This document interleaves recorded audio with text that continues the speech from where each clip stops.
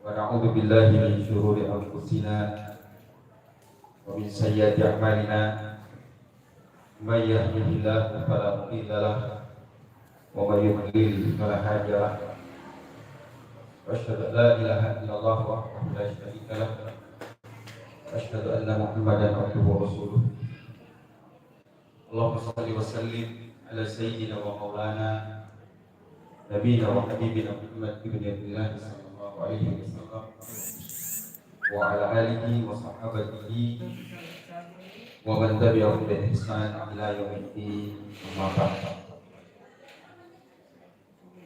Muslimin dan muslimat yang bahagia, sahabat-sahabat sekalian yang dapat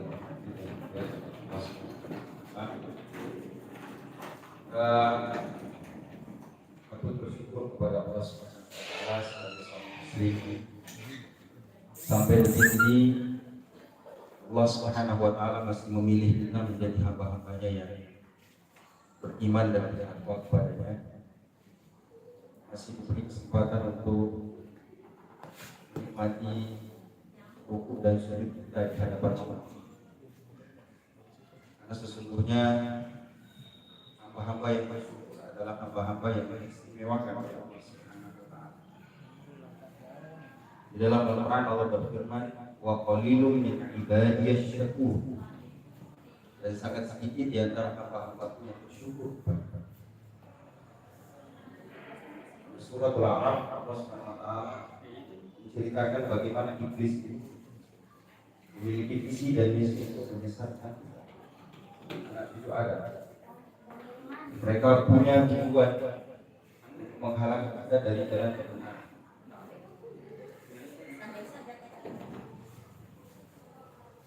Qala fa bima aghwaytani la aqudanna lahum siratal mustaqim. Dalam surah Al-A'raf ayat yang ke-16. Ya Allah, karena Engkau sudah menyesatkan, Engkau sudah menggolongkan sebagai makhluk yang terkutuk, yang sudah pasti masuk ke dalam neraka. Maka sungguh aku akan menghalangi Adam dan anak keturunannya dari jalan yang lurus. Ini sumpah iblis yang diabadikan di dalam sekaligus merupakan visi dan misi di dalam pasukan iblis. Kayaknya saya sering bilang, kalau iblis saja punya visi dan misi di dalam hidupnya, kok kita sebagai seorang muslim tidak punya tujuan hidup, tidak punya visi dan misi?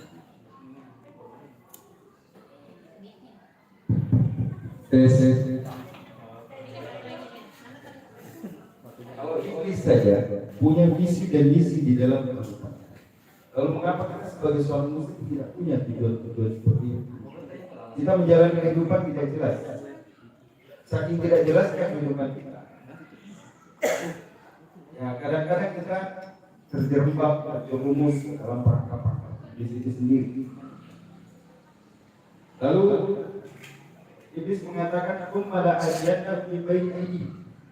Lalu aku akan datang dari arah depan mereka. Maksud dari arah depan, kata Abdullah bin Abbas radhiyallahu anhu, adalah iblis akan datang dari arah depan untuk menjadikan kita ragu terhadap akhirat, ragu terhadap janji Allah tentang surga, dan tidak takut terhadap neraka. Ya, sesuai anak muda itu diperingatkan, dia sering pajak, dia sering puasa, gini-gini nasi pajak, gini-gini puasa. Apa yang namanya boleh memang kau, ya, boleh memang suruh kan? Itu kan besar, saling lihat. Nah, ini adalah salah satu wujud betapa kita ini sudah tidak begitu yakin terhadap janji-janji Allah SWT. Lalu Allah mengatakan, mengabadikan perkataan iblis, wa min khalfihi, dan aku akan datang dari arah belakang. Apa maksud dari arah belakang? Maksudnya iblis akan menjadikan kita cenderung lebih cinta kepada dunia, lebih suka pada hal-hal yang bersifat material. Ya kalau dino pokok, maka kita sempurna kalau mengenai situ-situ, ya kan? Nah, wa'ad aimani, dan aku akan datang dari sebelah kanan mereka. Apa maksud datang dari arah kanan? Dia menjadikan kita tidak begitu bersemangat di dalam beribadah. Dikasih syubhat yang mengeluarkan istri teroris. Jadi kita waktu kegiatannya ada nikah. Nanti jadi orang radikal. Saya sering mencatat. Kami adalah warga istri. Akhirnya orang ragu untuk beramal, tidak bersemangat beribadah. Wa ansyama'ihi, dan aku akan datang dari arah kirinya mereka. Ini dalam surah Al-A'raf ayat yang 17. Dan aku akan datang dari arah kiri, maksudnya aku akan menjadikan mereka cenderung suka bermaksiat. Jadi kemaksiatan itu biasa. Jadi itu terbukti dalam kehidupan kita. Kalau kemaksiatan biasanya ramai sekali, ya kan? Tanpa diundang pun orang datang. Dia mau pengajian, sudah ada lagi kesini mau posting. Aduh, ya kan? Majelis taklim, berzikir dan seterusnya. Itu tidak terlalu banyak orang respon. Tapi kalau salah awalnya, lakukan dia cari sendiri.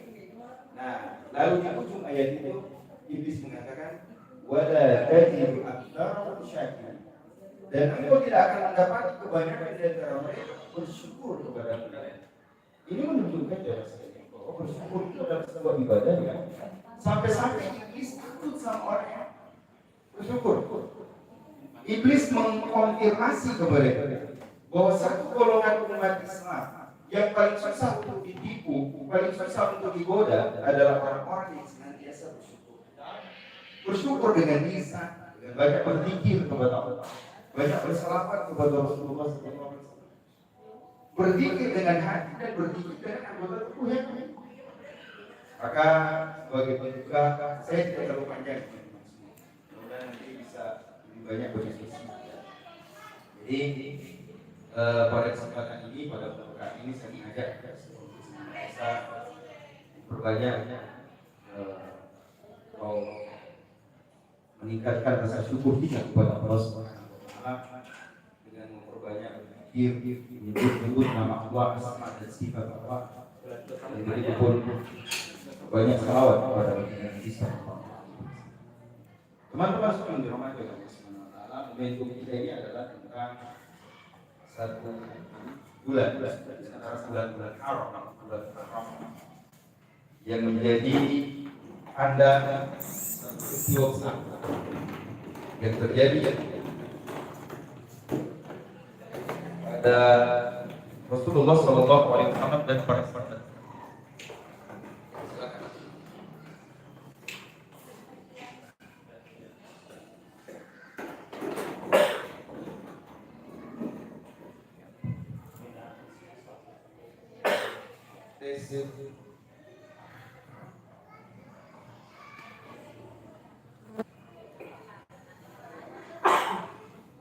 Jadi Muharram, bulan Muharram adalah merupakan sebuah momentum sekaligus momen sebuah peristiwa besar, yaitu hijrah Rasulullah SAW dari kota Mekah ke kota Madinah.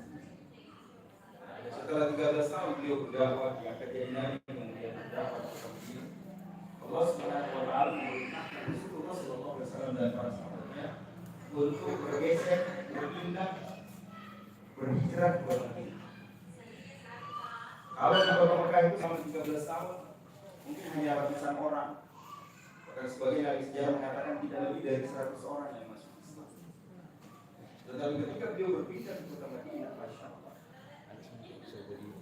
sebelum beliau masuk ke kota Madinah, hampir tiap hari 500 orang penduduk Madinah itu berkumpul di Kuba untuk menanti kedatangan Rasulullah SAW.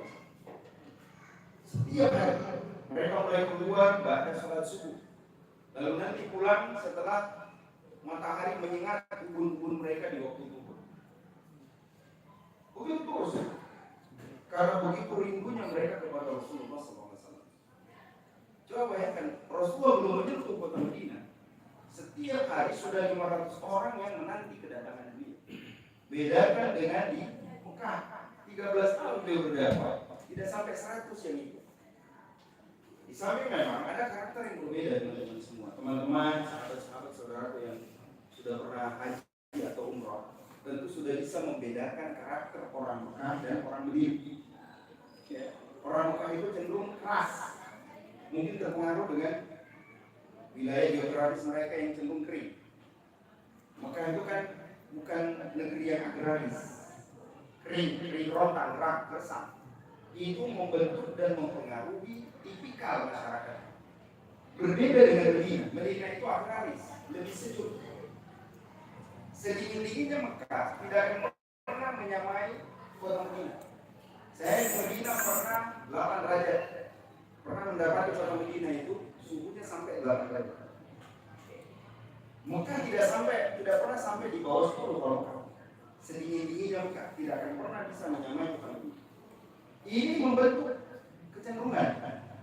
Orang Medina itu cenderung lebih halus, lebih ramah orangnya. Inilah yang menjadikan kenapa Islam itu, kalau ada yang tanya, kenapa Islam itu lebih cepat diterima di Medina daripada di Mekah.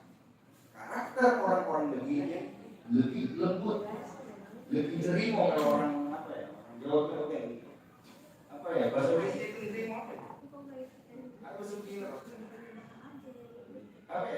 Mudah menerima, mudah akrab sama orang. Itu karakter orang yang sama. Ini cuma sekali dirahmati Allah Subhanahu wa Ta'ala. Jadi hijrah ini sekaligus membawa pesan besar kepada kita bahwa kalau kita mau mendapatkan kemuliaan di dunia dan di akhirat, yang harus kita lakukan adalah berhijrah. Nah, saya yakin di antara kita semua ini, termasuk saya tidak merasa lebih baik daripada teman-teman semua. Saya tidak merasa lebih suci dan lebih pandai dari teman-teman semua. Saya sebenarnya orang yang belajar juga.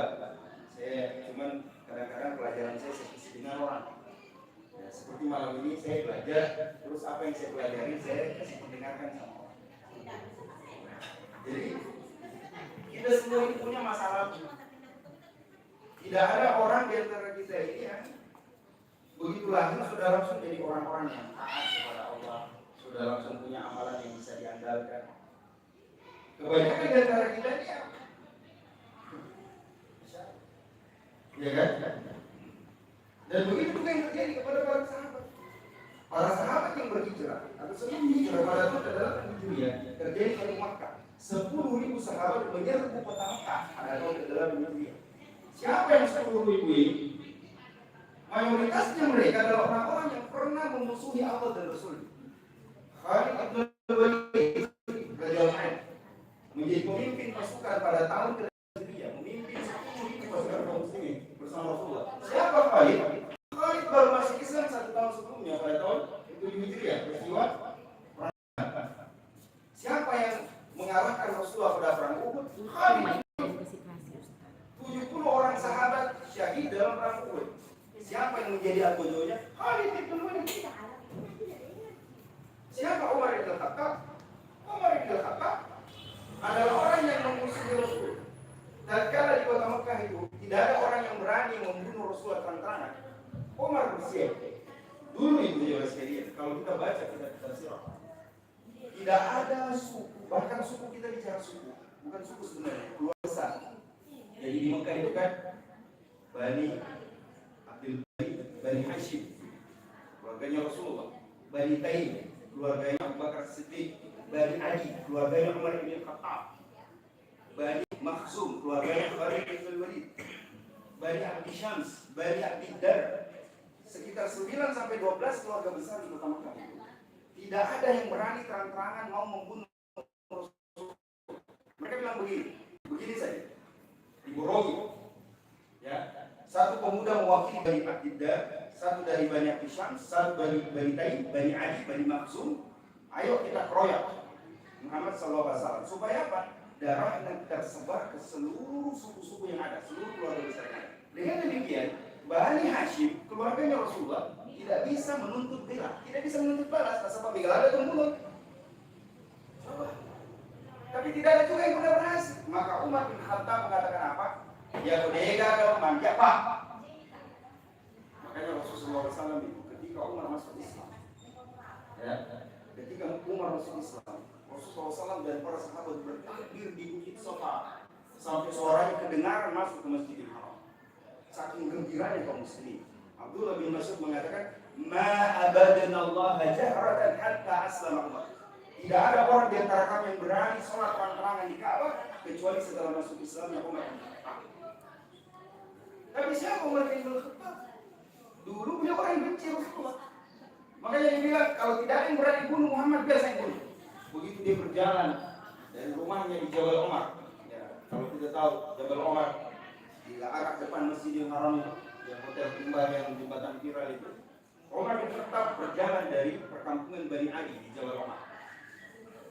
Dia jalan terus melewati Makhzum untuk menemui Rasulullah SAW di Bukit Safa di rumahnya Arqam bin Abil Arqam.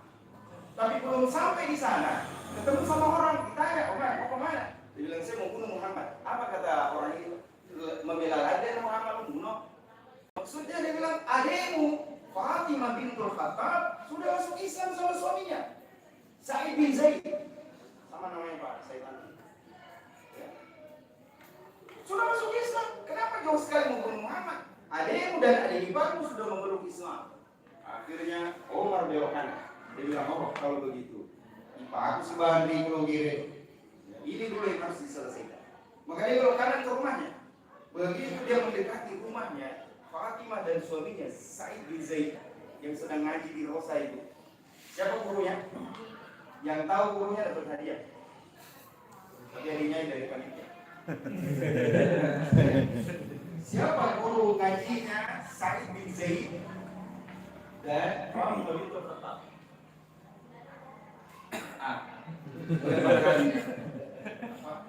Kami jauh. Yang ini yang putih silakan dipilih. Dua. Siapa guru ngajinya? Fatimah bintul Khattab. Ya, ada yang tahu? Sahabat mulia Khabbab bin Al-Am. Khabbab. Saya pernah dengar seorang syekh mengatakan, kenapa kebab daging yang dipanggang dinamai kebab? Itu asalnya dari Khabbab. Khabbab itu pernah dibakar sama orang kafir Quraisy. Sampai saking banyaknya dagingnya jatuh pada itu api. Pada zaman Umar bin Khattab jadi khalifah, Umar berbicara di hadapan generasi sahabat yang pertama masuk Islam. Dia bilang, silahkan bernostalgia. Sebutkan seluruh pengalaman antum ketika pertama kali masuk Islam. Semua naik. Bila naik. Semua naik. Lalu ketika giliran Khabbab, beliau tidak berbicara. Beliau berdiri di tengah orang banyak, lalu mengangkat bajunya, memperlihatkan punggungnya yang habis dagingnya sebagian besar.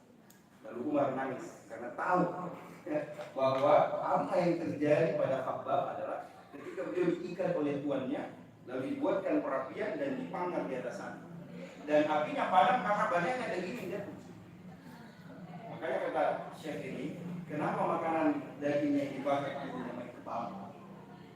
Berasal dari nama Khabbab bin Al-Am radhiyallahu anhu. Dia yang jadi bukan. Begitu dengar ada langkah berat di luar, dia bilang, "Hai Umar datang." Maka dia sembunyi di dalam kamar, di tempat yang tersembunyi. Kalau begitu sampai di dalam rumah, Umar langsung menempeleng adiknya yang menjadikan nanti-nantinya lepas. Lalu dia bilang, apa yang kau baca? Ketika itu Fatimah bintul Khattab membaca surah Toha. Maka lembaran ayat suci itu beliau ingin sentuh, Umar sempat sentuh. Ya, ketika lihat kasihan karena menempeleng adiknya, dia kasihan. Ini menunjukkan bahwa fitrah manusia itu kalau sudah berurusan sama keluarga, adik sendiri, adik kandungnya, kadang-kadang timbul rasanya. Begitu dia tampar dan berdarah bibirnya, lepas nanti-nantinya, tiba-tiba dia kasihan. Kalau dia bilang apa yang kebaca dia? Dia bilang, demi Allah, haram hukumnya bagi orang seperti kamu menyentuh kitab suci seperti ini. Dia bilang, bagaimana caranya saya sentuh? Dia bilang, masuk Islamlah, lalu mandi dan temui Rasulullah SAW. Maka Umar mengatakan, antar saya menemui Rasulullah SAW. Sebelumnya mau membunuh Rasulullah, tapi kemudian datang menemui Rasulullah dalam keadaan mau menyatakan apa? Menyatakan Islam. Begitu mendekati rumah Arqam bin Abil Arqam, Hamzah yang tahu Umar datang langsung lompat. Dia bilang, sebelum dia menyentuh Rasulullah, dia berhadapan saya. Langkai dulu ya. Maka ketika bertemu dengan Hamzah bin Abdul Muthalib, usia mereka hampir seumur, Hamzah langsung memegang lehernya Umar. Dia bilang, sebelum kau sentuh Muhammad, langkai dulu ya. Apa kata Umar? Oh tidak begitu ceritanya. Saya sudah mau masuk Islam. Pertemukan saya dengan Muhammad SAW. Maka diantarlah Umar masuk Islam. Ketika beliau mengucapkan asyhadu an la ilaha illallah syahadu Muhammadur Rasulullah, para sahabat yang berkumpul di rumah Arqam bin Abil Arqam itu serempak mengucapkan Allahu Akbar. Mereka bertakbir yang menjadikan suara mereka terdengar jelas sampai di sekitar Ka'bah.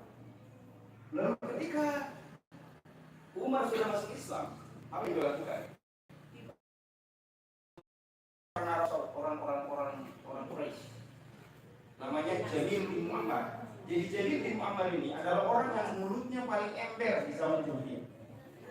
Jadi dulu itu, ya, orang-orang kalau mau bikin pengumuman, kalau mau dikasih viral, tidak perlu bikin protes, tidak perlu tempel apa-apa di dinding, cuma datang ke siapa? Jamil bin Muhammad. Umar tahu, Umar cerdas, tidak perlu dikeliling supaya pernyataan keislamannya ini dikenal. Dia datang kepada Jamil bin Muhammad. Jamil, akhraj. Tengah malam, ya, Jamil buka pintu. Mana nikah ya Umar? Ada apa dengan Muhammad? Apa kata Umar? Ya Jamil, asal wah Jamil, aku sudah masuk Islam. Maka Jamil langsung banting pintu keluar dan menggunakan kudanya keliling kota Makkah. Betul seperti seperti harapan Umar. Dia langsung keluar mengendarai kudanya dan keliling kota Makkah. Sabar Umar. Umar sudah murtad keluar dari agama nenek moyang kita. Ketika Abu Sufyan, Abu Jahal tahu Umar masuk Islam, apa kata dia? Saya lebih percaya ontanya yang masuk Islam daripada dia. Saking kerasnya Umar bin Khattab kepada Allah dan Rasulnya. Saking beliau orang yang paling jahat kepada kaum muslimin. Abu Sufyan sampai bilang, saya lebih percaya ontanya yang masuk Islam daripada dia. Pelajarannya apa teman-teman? Yang saya mau bilang, tidak ada di antara kita ini yang hidupnya langsung mulus-mulus jadi orang soleh, langsung jadi orang yang rajin baca Al-Quran, langsung pakai hijab, langsung pelihara jenggot dan seterusnya. Kita semua ini, saya yakin kita semua punya masalah. Dan disitulah esensi hijrah yang sesungguhnya. Kata Rasulullah SAW, Al-Muhajiru man hajar ma'ana hal-hal anhu. Muhajir itu adalah orang-orang yang meninggalkan apa-apa yang dilarang oleh Allah SWT. Nah sekarang ketika kita berhijrah, yang harus kita lakukan adalah mengubur dalam-dalam masa lalu kita.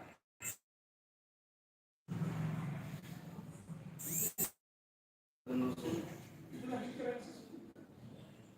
Ya, ini teman-teman semua yang dirahmati Allah Subhanahu wa taala. Nah sekarang kita ceritanya masuk ke tahun baru.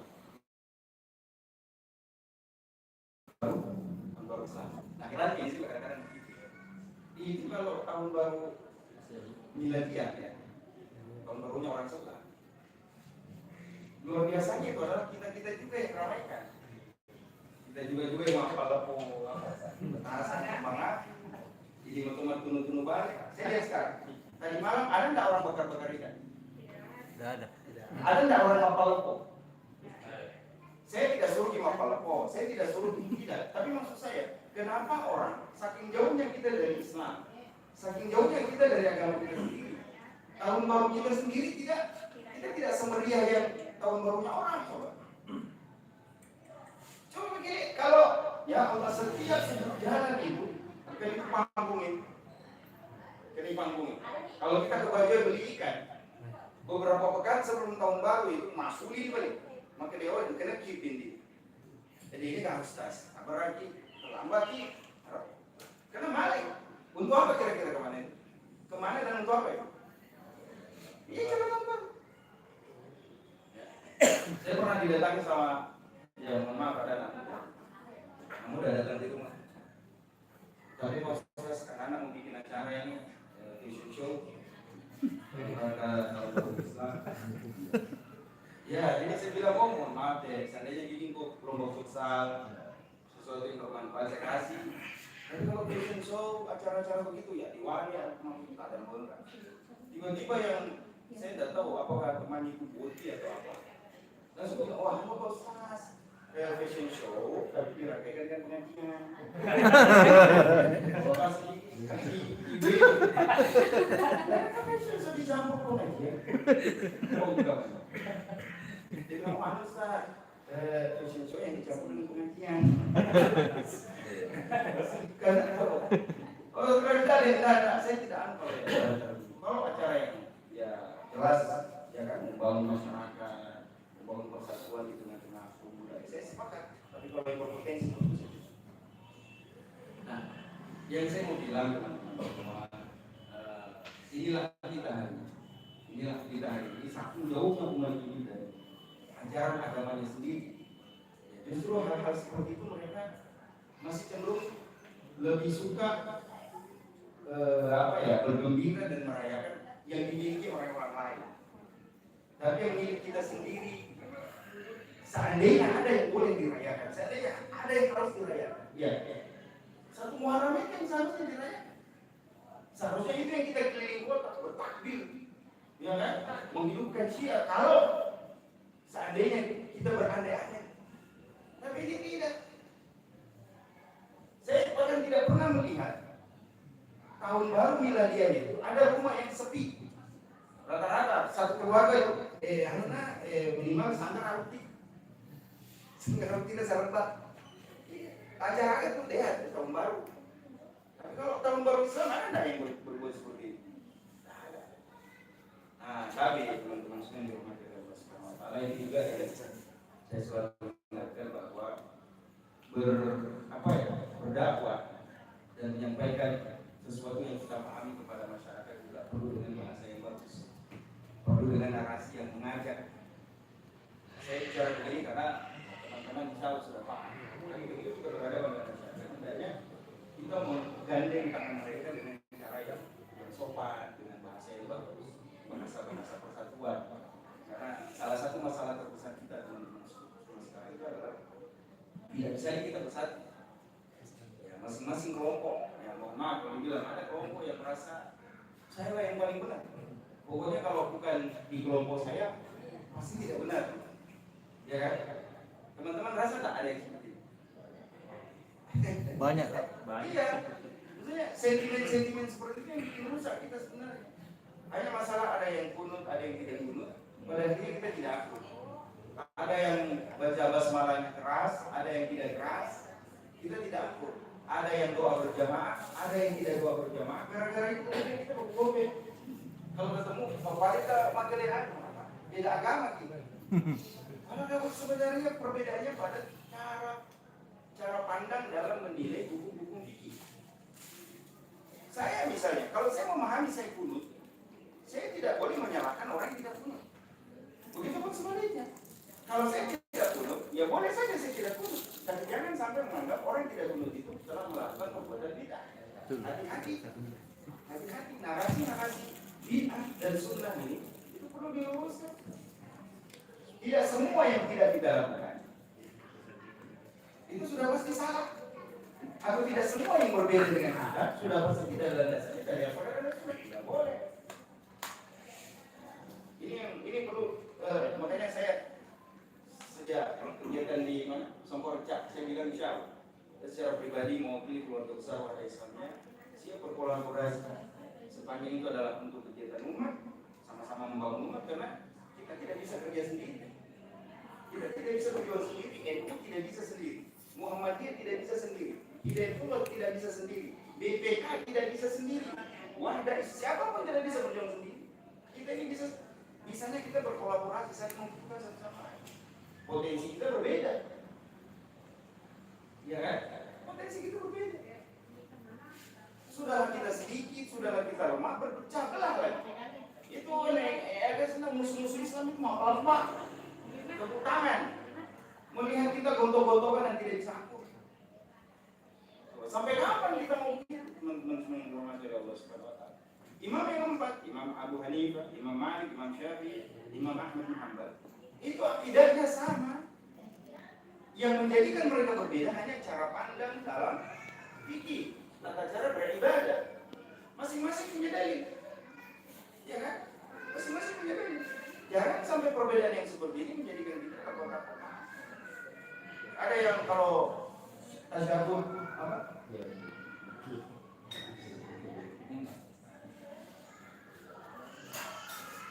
Ada kalau tasyahud goyang-goyang. Ya kan? Goyang. Ada juga yang tidak goyang. Gara-gara itu dia itu masuk tempat jadi bukan bau. Itu mesti jadi kok. Kalau Anda punya dalil tentang itu silakan. Ada yang kalau turun untuk sujud, ada yang tangannya dua, ada juga yang tutup dua. Yang mana yang benar? Benar semua. Semuanya. Anda punya dalil silakan. Yang salah kalau linglung itu. Nah, kalau hidungmu dua itu tidak ada dalil yang fisik. Lo mati, lo semo.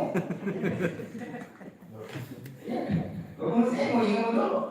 Nah, teman-teman semua yang dirahmati Allah Subhanahu wa taala, saya mewakili diri sendiri itu merasa senang sekali, bahagia sekali, merasa terhormat di pagi ini bersama para pejuang komunitas IPK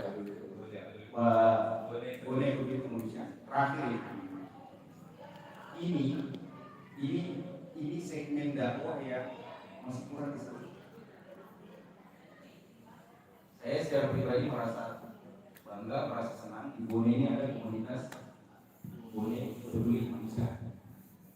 Ini masih jarang disentuh, masih jarang ada ormas atau lembaga yang turun ke daerah bencana secara langsung. Makanya saya merasa terpanggil juga, ya, merasa bahagia bisa diajak berkolaborasi berbuat baik dalam mau adalah salah satu amalan yang paling berharga. Pernah dengar kisah anjing diberi minum sama pelacur dalam Sahih Bukhari, Sahih Muslim? Kata Rasulullah, bainama kalbun yutifu bihi kada ayabtabaha al-atsh idra'athu baghiyun min baghaya Bani Israil. Pernah suatu hari di zaman Bani Israil ada seekor anjing yang berkeliling berputar di sumur dan dia hampir mati karena kehausan. Tiba-tiba seorang pelacur, apa itu pelacur? Pelacur itu kan berzina biasa. Kalau berzina mungkin 1-2 kali berzina. Kalau pelacur tiap kali berzina untuk melayani pelanggan. Maksudnya besar, dia berzina untuk cari uang, cari nafkah. Bayangkan, idro'at baghiyun min baghaya Bani Israil. Tiba-tiba seorang pelacur Bani Israil melihat anjing ini. Fanazalat famala'at muqaha fasaqattu faghufira lahu. Lalu dia turun ke sumur, dia isi sepatunya dengan air, dia naik kembali, memberi minum anjing itu, lalu Allah ampunkan seluruh dosa-dosanya. Perhatikan rahasianya ini sekalian. Yang diberi minum apa? Anjing, hewan yang paling najis paling ini. Dikasih minum pakai apa? Benda yang paling rendah derajatnya, sepatu. Saudara makan dari sewa atau tidak, pamalat muka, dia memenuhi sepatu kulitnya dengan air. Siapa yang kasih minum? Pelacur. Manusia yang pekerjaannya paling kotor. Ketika keburukan ini, ketika seseorang melakukannya karena ikhlas, karena Allah Subhanahu wa taala memberi minum, maka Allah ampunkan dosa-dosanya semua. Bayangkan yang kita beri minum bukan anjing, Pak. Sahabat-sahabat semua yang kita beri minum itu manusia, orang beriman yang butuh, yang kena musibah, yang terbakar rumahnya, anak pesantren yang butuh makan dan minum, kita dana tolong mereka. Anjing saja kalau ditolong, pelacur masuk. Kita ini insya Allah bukan pelacur. Dan yang kita kasih bukan cuma minum, kasih minum kopi, kasih kue, kasih beras. Dan yang kita kasih juga bukan anjing. Orang beriman yang dia pakai beribadah. Baik. Kalau anak pesantren kita tolong, orang yang taat yang kita tolong, makanannya dipakai beribadah. Siapa yang dapat pahalanya kita semua, masya Allah. Ya. Jadi semoga menjadi motivasi bagi saya dan kita semua untuk senantiasa bersemangat berbuat baik. Sekali lagi tidak banyak mengerjakan yang seperti ini. Maka saya bangga bisa bersama dengan teman-teman. Ya. Dalam hadis yang lain Rasulullah SAW bersabda, "Laqad ra'aytu rajulan yataqaddamu fil jannati fi fi syajaratin qata'aha min dhahri tariq kana tu'dil muslimin. Aku pernah melihat seorang laki-laki bolak-balik lalu lalang di dalam syurga. Lalu lalang di dalam syurga hanya karena apa? Memotong dahan yang berpotensi menyakiti orang beriman yang lain.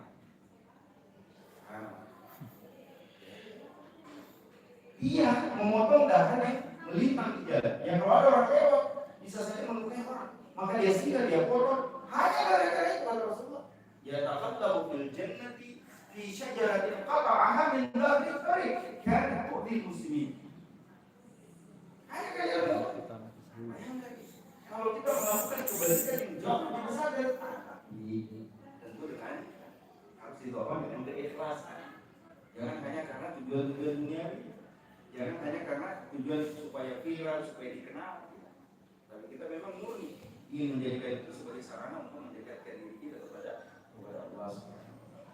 Saya kira itu dulu ya, semua sebagai bermanfaat. Saya mohon maaf kalau mungkin ada kata-kata yang tidak pantas. Semoga Allah mengampuni saya. Dan begitu kalau yang benar dari sisi saya kembalikan kepada moderator. Siapa moderator? Silakan.